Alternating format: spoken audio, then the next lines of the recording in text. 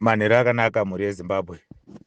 Tiri kufara kusangana manhero anhasi pano pachannel yenyoka yemabhunu updates. Todaira kuti makachengeteka nzvimbo dzese dzamuri. Mwari wari kukuchengetai. Vhangeri rerevolution richiparidzwa kunzvimbo dzese. So we want to thank everyone who is here. Nebasa ramuri kuita, sharing the information, sharing the gospel of the revolution and so forth. Tiri kuziva kuti tane mazuva tisiri kuupdatana, which is fine. Nezuro was Monday and tine court case this week, and this court case that's the kickstart of the trial. Saka a lot of preparations dzinenge dzichidiwa, saka ndosaka tanga tichitadza kuupdatana. Pamwe pacho tinoita kufoseredzwawo kuti tiende paground tikwanise kuredusa macost. Zvimwe zvinhu tizviitire kumashure zvaimbotitira easy, taituma chita iwe bata pakati, asi tichinawo vedu vachiri kutumika basa vatiri kushanda navo. So toda kutenda Mwari naizvozvo. So pamwe unozosvika kumba late, nguva yekuupdatana inenge yapfuura, ndo zvanga zvichiita kuti tizoshayana pakuupdatana, but we are there, we are very safe. Revolution iri kuenda kumberi. So we had the legal team on the ground. Just a quick update before tisati takapinda mudzimwe nyaya. We had the legal team on the ground iri kudeala the legal as usual. So takatichiti please make sure kuti maita engage all the responsible lawyers vari kufanira kupinda pacase yeFriday nekuwana mainvoice nekunegotiate about invoicing and everything. So ndodaira kuti zvese zvaitwa watipa feedback yawanayo, even the invoices we now have them here, so which means tiri kufamba zvakanaka. Then my lawyers atanga basa, we have successfully managed to talk to them. Then vari kuaccessa client tomorrow. That's the date ravari kuaccessa client yavo, comrade nyoka yemabhunu. Saka tatuma vanhu kuti vavabriefe kuti ndoanani wavari kutarisira kuona mangwana. So he is very happy with the arrangement and the support yemacomrades and the people of Zimbabwe. So my lawyers edu, everything is in place. They are continuing vachiita basa mangwana. Like as we said before, we have 3 sets of lawyers which we have put in place.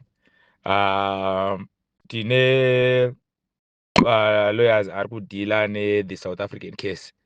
Makaona watikuupdate last week. Isisu wedu weku-defense toita the second one weku-extradition case, and ndo vari kubhadharwa nesu iwavo because that's the main case iripo, and those are the same lawyers vakamirira bail appeal yataka announce paya is still there. There are technicalities dzatakaholda in appeal yegroundwork rinenge richiitwa paground. Saka tironza kuti muda kuziva kuti nyaya yebail yakamira sei. We are dealing with some technicalities there on the issue of bail. Saka kana tapedza matechnicalities ese tichakuupdatai kuti zvamira sei. Zvese izvozvo zviri kubudikidza the third team of lawyers yatakaisa yatiri kutora as the backup or the technical team. The technical team iri kutibatsira because there were loopholes which we noticed panyaya yecompatibility of laws, the South African and the Zimbabwean, because macases ari kuiswa kuna comrade nyoka yemabhunu ari kubata the Zimbabwean side the South African side. Saka takati no, ngapa pane vakavolunteer kuti ibhadharira this third team the technical team. Iyoyo hatizoimention, hamuzovaoni vachiuya vachikuadressai, but kana tabudirira on this case tichazokuzivisai kuti ndivanani vakatibatsira. So fellow Zimbabweans, like we said before, nyaya yaComrade nyoka yemabhunu has been handled by the people from day one up to now. We managed to go through the bail application up to judgment. We paid the lawyers full settlement. Hatina a pending invoice kusvika pa bail judgment yatakapiwa. All the invoices which were submitted to us by the administrators vari kudhira nelegal, we have settled those invoices using the money yakanga ichicontributwa by Zimbabweans. Saka tinozonza vamwe vachitaura vachiti this and that. No, that's not how it is. Kufamily we were giving an extra hand kubatsirawo vana nekubhadhara marentals, but that's not the main purpose of the fundraising. The fundraising yedu isisu on Nyoka Yemabhunu channel is focusing on the legal matters and make sure kuti comrade Nyoka Yemabhunu is safe. Asiwo taizosarawo nechange ndo yataita comrades ngatibatsirei, asi kufamily takavaudza tikati no, chitiraiwo kubatsiranai zvemhuri since muri panze munobatsirawo here and there, but kulegal will still return the burden to the people of Zimbabwe. So on legal takuudzai, those are the three setup of teams dziripo. The legal team is going to access the client tomorrow. From the start tikuziva kuti vamwe maibvunza vachiti mamwe malawyers atakatanga nawo ari kupi. We told you kuti vamwe malawyers they were not feeling well on the course, saka vanga varipo vaiti ano ngatipushei since iri nyaya yekuti ti apply for bail ava vachidzoka. So we now have a full set of lawyers back at work. So I'm sure all of them, they are going to meet the client tomorrow, comrade Nyoka Yemabhunu. So tinozokuupdate kuti chi chinenge chatora nzvimbo kana paine developments on there. So please tikuramba tikumbira rubatsiro rwenyu, because the invoice yetrial iri kukickstart on Friday taanayo at hand. So inoda your hand, it needs your contributions so that we don't face any challenges. It is our duty as your leadership revolution, because the revolution iyi pakesi yaNyoka Yemabhunu tiri vanhu takazvipira tikati isisi we cannot be defeated nezvigananda. We are fighting zvigananda. We cannot do this alone. We have to fight together. So muri kuona basa rerevolution, bhangeri rerevolution kwariri kuenda, madhimoni ari kudonha murevolution. Yesterday makaona paisekuletwa the video yamai Mutsvangwa, zvinhu zviri kuitika kuZANU-PF. Isisi hatiko, isisu tiri tangodeedzera kuti mweya werevolution buruka enda unogadzirisa zvinhuko. They were clearly mentioning kuti even during the war zvigananda zvaSimisi they were there. They were well oiled, well financed with the machinery, guns and everything, wachida kufaita vana veZimbabwe.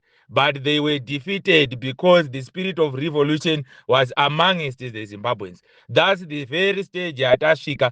Zvigananda, we know they want to use money to manipulate the systems, but we are saying kuti isisu we are not going to back off. Tichaibata nyaya yezvigananda kumberi, but let me address this issue iri kusekiletwa, and audio iyoyo yanga ichinzi please tiri kukumbira kuti isvike kuna comrade Sarwaka. Let me go quickly on it. We have fellow Zimbabweans vari kuti comrade Sarwaka, in this revolution, why are we still mentioning the role of the army? Don't you think kuti tikadzosera nyika in the hands of the civilian rule, nyika yedu inofamba zvakanaka? Tadii tafacilitator a civilian rule kuti zvinhu zvedu zvinge zvakanaka? Tikati aiwa takunzwai muri yeZimbabwe, regai tichibatsirane in this case. Tiri kuda kunzwisisa this issue kuti in 2017 the military was removed from the barracks to the government system, and it became a mini revolution because there was a hand of the people. That's why makaona kuti even from the foreign countries they refused kuti vai declare as a 100% coup, because people volunteered and worked together with the military, and the military was incorporated into the government under the banner of the Operation Restore Legacy. And we still have the military people within that government with the agenda of restoring the legacy. But when the military people got into the government, they roped in a civilian who was taking chances, and that civilian started eliminating some of the military giants who were there to do the control factor. After eliminating the comrades who were standing with the people, they started the looting system. When they started the looting system, They need to move from stage 1 and upgrade to put a complete government under the banner of state capture. So what is a state capture? A state capture is a well-organized group of individuals who use money to manipulate whatever democratic system to take control of the government so that they will do their looting without control. And who is facilitating that is Tagwirei and Wanachivai. Where are they getting in? Chivayo was used to create a lazy population in Zimbabwe to such an extent that everybody now understand that if you need to be successful in Zimbabwe to a level that unotenga motkari, you need that thing to be donated to you. It's very difficult to be achieved by working. And how did we get to that mindset? We got to that mindset because this government of Zigananda have created poverty amongst the people of Zimbabwe. There is an artificial level of poverty which has been created upon the mass of Zimbabwe so that all of them, they will become beggars. If you want to be successful or to wake up with a beautiful car in Zimbabwe, you need to be a professional beggar, and you must all get these things through Zigananda. It was a well-planned thing. Then the other part of state capture is the bringing of Tagwirei into the politics of Zimbabwe. Zvese izvi zviri kuitwa izvi, it's difficult to be controlled by a civilian alone. Tagwirei is capturing everything. All the tenders of the government are given to him. Why? Because they are creating a war chest so that anything which will come from the people will be defeated. The issue of abductions is back in Zimbabwe. You don't have the reference of that. But my abductions, they are being financed by the same Ugandandas. So if a government doesn't have checks and balances, and the state is under the state of capture, we will have the mass suffering unending. We can only achieve this through a revolution. We know we need a civilian government. Yes, but the thing iripo the government yana Mnangagwa haina kupinda through democracy. So you cannot say kuti munhu akapinda with other means which are not democratic, he must go out with a democratic means. Munhu anobuda nepaakapinda napo. That's what we need to understand, Zimbabweans. As long we didn't chase Mnangagwa kuti abude nepaakapinda napo, we are still playing. That's why makaona wana comrade Geza vakukupai the military message. Because in the military they have noticed also that they did a wrong move. But that thing cannot be corrected without the civilians. The civilian message. It is we are there to simplify because we do understand the military language, we do understand the civilian language. So we are here as the interpreters to tell you, Zimbabweans, yes, we have noticed. Kana takaita mistake yekuisa Zigananda in place. We were not aware because the military coup which happened in 2017 was not done with bad intentions. But there were people who came and hijacked the program of the people and the military. So we are saying let's join hands together again and correct the mistakes. There is no one to blame. We cannot blame the people. We cannot blame the military. So when it comes to corrections of those mistakes, we need to correct those mistakes together, both the people and the military. That's why we gave you the 2-month period, and we are left with at least 1.5 months or 1 month. Saka understand this Vangeri revolution. Kana tapedza tisadzosera simba kuma civilians kwani. Tochiti Zimbabwe correct the mistakes which happened. We have reversed the coup elements. Now civilians, you need to take over. Hamugoni kuti ngatiunganidzei pasi kwata toti tucha. toti hayo hatuna kubvisa Mnangagwa nepeni, ngatisei X, vote for that. Those are delaying tactics dzekungoramba tichingoindosa futi tagwirei kuti anga achienda kumberi. With this revolution, do we have successes? Yes, we do have. We managed to stop the 2030 agenda, where Mnangagwa wanted to change the constitution and extend the term from 2-term limits to 3rd-term limit. And that was achieved by the Geza revolution.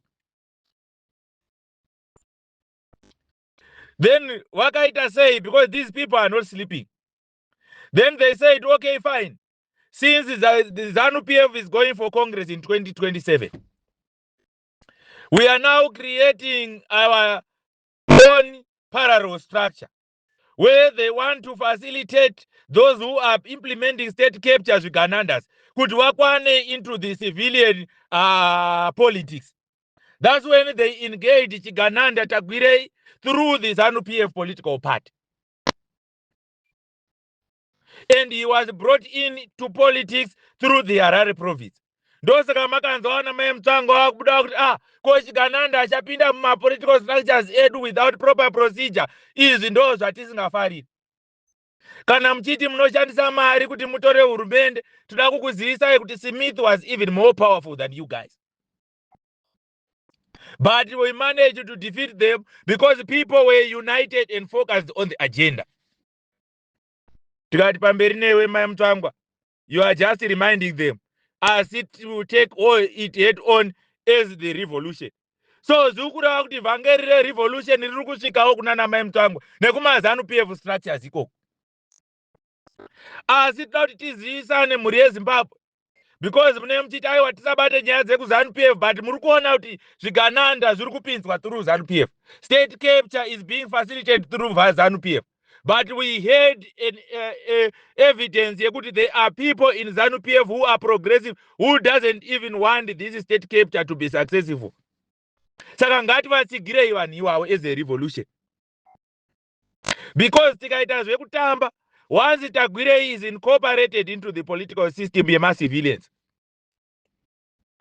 the same structure yakaindosa 2030 kuBulawayo is the same structure which will incorporate Tagwirei into the presidency of Zimbabwe.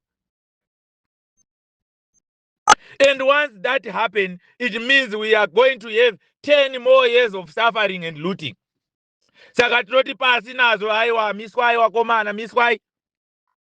Miswai zvigananda patasvika panapa miswai henyu.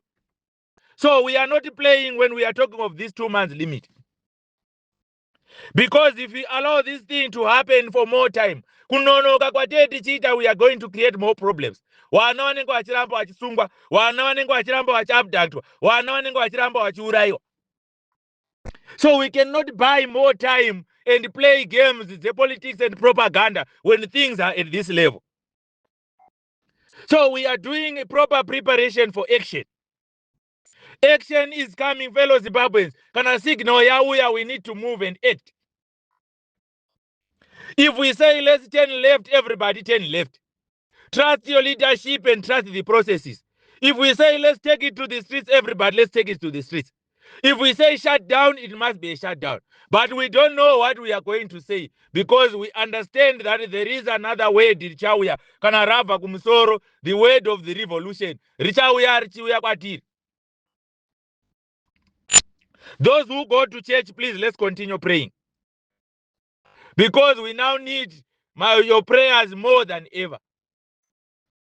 Masvikiro eZimbabwe, kuti vana veZimbabwe, it's time yekuti tisunungurwe.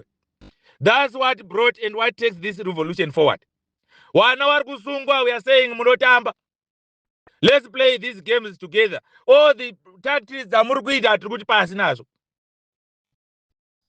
So fellow Zimbabweans, we have 2 issues here.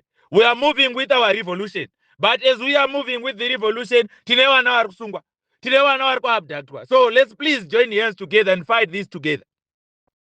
Mad means tokumbirawo kuti since tane ndakuudzai kuti tareceive ma-invoices for the next court trial. So this bill which we are going to pay will take us through the trials up to the judgment. Saka ma-contributions ngaaramba achiitwa achisi sekuti yasiyana nebheo yekuti tichida kuti mari yese inge iripo on Friday. But at least we need to deposit something before Friday so that my lawyers will be energized kana vachipinda vachinomirira defense. But asvika tiri kuziva kuti vada kutirova skillful. But isusu we are saying, as long as we have the support of the people, we are not going to allow Comrade Nyoka Yemabhunu to be extradited to Zimbabwe. So pamberi ne-revolution, pamberi ne-unity, pamberi ne-revolution, pamberi nekubambana, siyabangena. So ngatirambe tiri muchitima che-revolution. Ngatakurei munhu wese, I'm sure the political parties we have explained. Because some were not understanding. Wachita, you guys, why are you not commenting on the civilian government? Takuudzai kuti the revolution is there to create a fair ground of election. And to allow that to happen, we must correct the mistakes which were done. We did those mistakes as the people, the civilians, and the army. So we have to correct it first as the military and the people. Then once that is corrected, then we give the civilian a fair ground of politics without rigging. Saka pamberi mberi ne-revolution, pamberi ne-unit maZimbabweans, hatisi kumira, tiri kuzoenda kumberi. Saka musavhundutsirwe, tiri kuziva kuti vanovhundutsira vanhu, tiri kuti pasi nawo. Toziva munenge muchibvunza kuti kuna vakuru here vanenge vari this. Vakuru ve-revolution 1. Asi vakuru vanhu wese vanenge variko, vanenge vachiona vachiti pamberi. Ndosaka muri kuona even vana Comrade Nyoka Yemabhunu vachitadza kuvatora. It's not power rana Comrade Saruwaka chete. Isimba revanhu nevakuru vanenge vakavhura ziso kuti bata apo tione. So the game is about to start. Ndoziva kuti muri kuzoona mese. So ngatisakaneri tikupai more updates. Pane mamwe ma-admins atisina kukwanisa kutaura nawo kuti vatiudze kuti wafamba sei kwatavatuma. Todaro kuti patinosangana mangwana tinenge taane more updates to tell you. But Friday we need everybody to court. Because nyaya takuenda is a game of numbers. Everyone must be at Randburg Magistrate Court on Friday. Nesu tinenge tiripo. Saka we are not going backwards. Zvimwe zvinhu hatichatumi because taona kuti wakujaira vanhu. Zvikananda zviri kuita basa rekunongedzerwa. But kana tiripo tichasvika tichaziona ita mistake timbokuvhara nembaba. Because pavatichitsa vachirwadzisa as the people of Zimbabwe. So we cannot continue talking only. I think pamwe pacho paakuda action. So we will show them a bit of action as we proceed. But vanotipa signal vari kuuya mhuri yeZimbabwe. So ngatirambei takabatana takamirira signal tinotenda.